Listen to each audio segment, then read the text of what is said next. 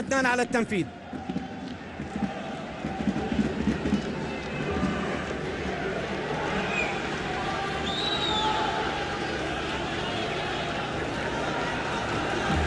كرة من مكان خطير لمنتخب شباب العراق. علي عدنان على التنفيذ. ركلة حرة، ركلة حرة لمنتخب شباب العراق.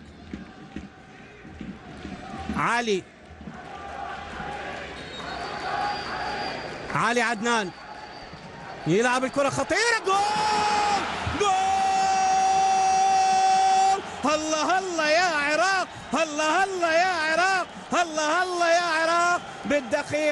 بالدقيقة 34 يسجل اللاعب علي عدنان هدف التقدم الأول لمنتخب شباب العراق.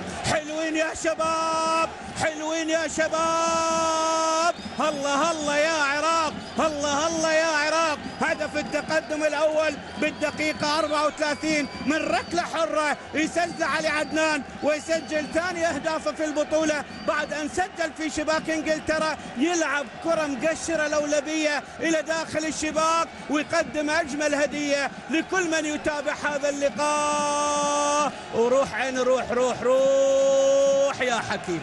هدف رائع لمنتخب شباب العراق من ركلة ثابتة يسجل اللاعب علي عدنان.